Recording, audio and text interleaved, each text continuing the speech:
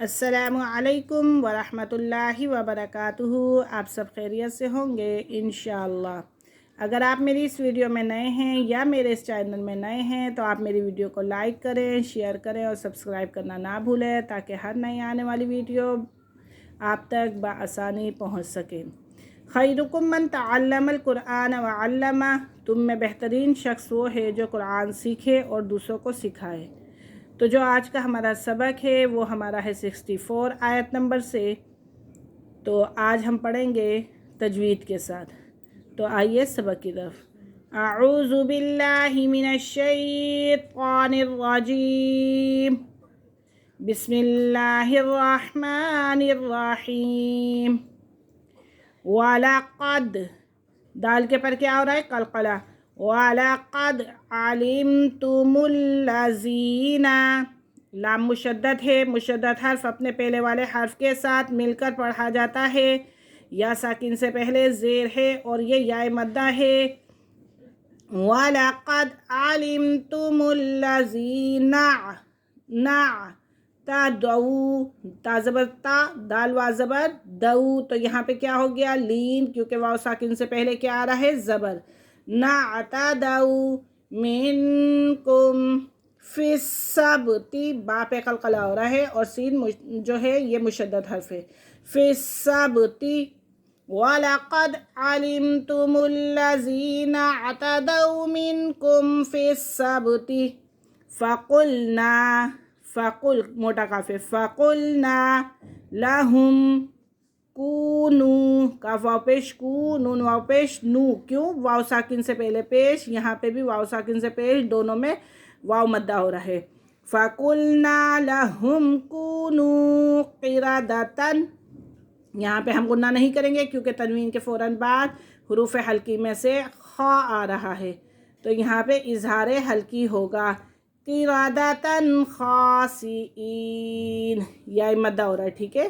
قِرَدَةً خَاسِئِينَ، کیونکہ یا ساکن سے پہلے زیر آ رہا ہے۔ فَجَعَلْنَاهَا، نون کو ایک الف کے برابر کھینچ کے پڑھیں گے کیونکہ نون کے بعد کھڑا زبر ہے۔ فَجَعَلْنَاهَا نَكَالًا لِمَا، یہاں تنوین کے فوراً بعد لام آ رہا ہے، لام یرملون میں سے ہے تو لام اور را کے اندر غنہ ہم نہیں کرتے۔ نَكَالًا لِمَا بَيْنَ، یا ساکن سے پہلے زبر تو یہ یائلین، بَيْنَ یدیہا، یا ساکن سے پہلے پھر زبر آ رہا ہے تو یہاں پہ بھی یائلین ہو رہا ہے، یدیہا وَمَا خَلْفَہا وَمَوْعِظَةً لِلْمُتَّقِينَ۔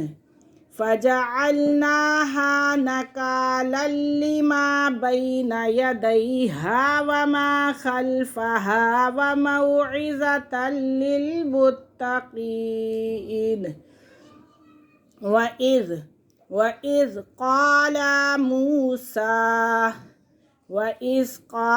مُوسَى لِقَوْمِهِ،